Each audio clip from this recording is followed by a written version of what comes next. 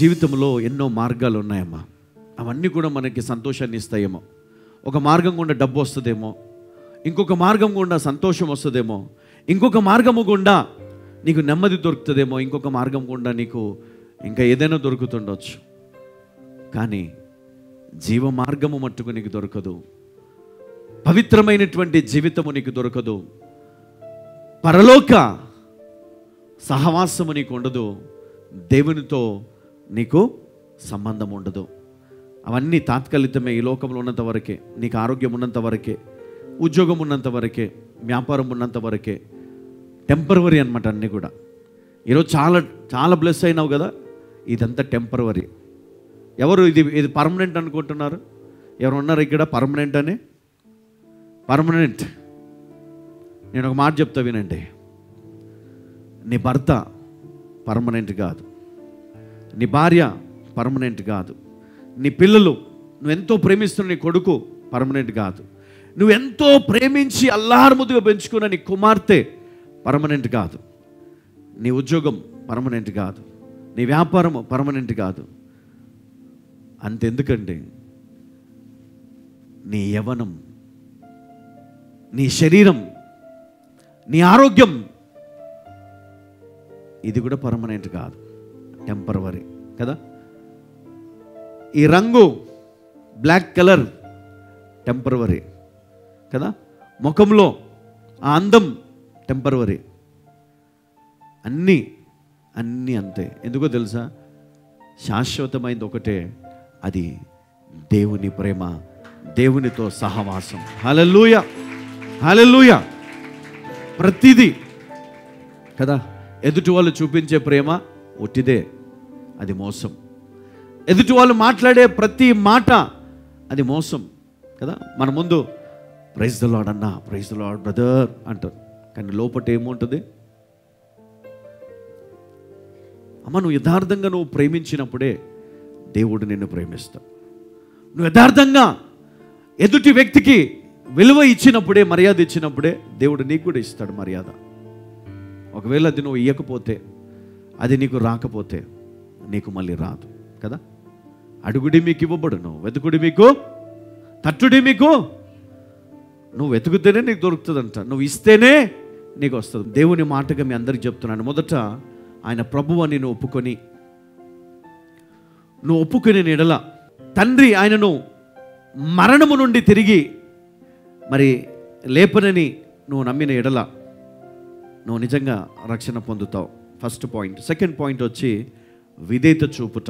నేను చెప్పు మాట ప్రకారము మీరు చెయ్యక ప్రభువా ప్రభువా నన్ను పిలుచుట ఎందుకు? కాబట్టి మీరు నన్ను పిలిచి నాకు ప్రార్థన చేస్తున్నారు కదా, దానికంటే ముందు నేను చెప్పింది మీరు చెయ్యండి. అంతే. ఏం చేయాలా? దేవుడు మనకి చెప్పిన ప్రతి మాట చొప్పున మనము మన జీవితాన్ని మనం మార్చుకొని సరి చేసుకుంటే, బాధతో చేసుకోకండి, సంతోషంగా మార్చుకోండి. దేవుడు నీకు ఇచ్చే ఆ గొప్ప సంతోషాన్ని నువ్వు అనుభవించడానికి నువ్వు చేయాల. 1 కొరింథీ 12:3 పరిశుద్ధాత్మ వలన తప్ప ఎవడును యేసు ప్రభు అని చెప్పలేడు. పరిశుద్ధాత్మ ద్వారా, ఈ పరిశుద్ధాత్మ ద్వారానే నువ్వు యేసు ప్రభు అని చెప్తావు, లేకపోతే నువ్వు చెప్పలేవు. కాబట్టి మరి ప్రతి ఒక్కరు కూడా పరిశుద్ధాత్మను పొందిన వారై ఉండాలి. హల్లెలూయా. పరిశుద్ధాత్మ నడిపింపు మీకు ఉండాలి కదా. దయచేసి పురుషులందరికీ, స్త్రీలందరికీ నేను చెప్పేది ఏంటంటే, ప్రార్థన మనలను దేవునికి సమీపంగా చేస్తుంది. ప్రార్థన కూడికలు మన జీవితాలను మరి నూతన పరుస్తాయి, ధైర్యపరుస్తాయి. కలిసి దేవుణ్ణి స్తుతిస్తాం. ఆదివారం ఒక్కరోజే కాదమ్మా, మిగతా రోజుల్లో ఎప్పుడైతే మరి మీటింగ్స్ ఉంటాయో అప్పుడు కూడా మీరు తప్పకుండా రండి, కలిసి దేవుని ఆరాధిస్తాం. ఎందుకు అంటే ఆత్మచేత మనం నింపబడాల. దేని చేత నింపబడాలమ్మా? పరిశుద్ధాత్మ చేత. ఒకవేళ పరిశుద్ధాత్మ గనక మీతో లేకపోతే మీరు క్రీస్తు ప్రభు అని చెప్పలేరు. ఆయన సజీవుడని మీరు చెప్పలేదు. ఆయన ఇంకా చనిపోయాడండి, నాకు నచ్చినట్టు నేను బ్రతుకుతాను. ఎవరు చూస్తాడు నన్ను? కదా, ఎవరు చూడరు. నీకు నచ్చినట్లు నువ్వు బ్రతకడం గొప్ప కాదు, దేవునికి నచ్చినట్లు నువ్వు బ్రతుకు. అప్పుడు నీ కోరికలన్నీ కూడా దేవుడు నెరవేరుస్తాడు. హల్లెలూయా. అప్పుడు నీ కోరికలన్నీ దేవుడు నెరవేరుస్తాడు. హల్లెలూయా, హల్లెలూయా. దేవునికి మహిమ కలుగును గాక, దేవునికి ఘనత కలుగును గాక. కదా, నాకు నచ్చినట్టు నేను బ్రతికితే అది గొప్ప వింత ఏముండదు కదా, గొప్ప ఏముండదు నాకు నచ్చినట్టు నేను బ్రతికితే. లేదా నీకు నచ్చినట్టు నేను బ్రతికితే పెద్ద గొప్ప వింత ఏముండదు ఇక్కడ. కానీ దేవునికి నచ్చినట్లు మనం బ్రతికినప్పుడే నిజమైన విశ్వాసి అని పిలువబడతాం. దేవునికి నచ్చినట్లు మనం బ్రతికినప్పుడే నిజ క్రైస్తవునిగా మనం బ్రతుకుతాం. దేవునికి నచ్చినట్లు మనం బ్రతికినప్పుడే తండ్రి అయిన దేవునితో నీకు సహవాసం ఉంటుంది. తండ్రి అయిన దేవునితో నీకు సహవాసము అనుగ్రహిస్తాడు.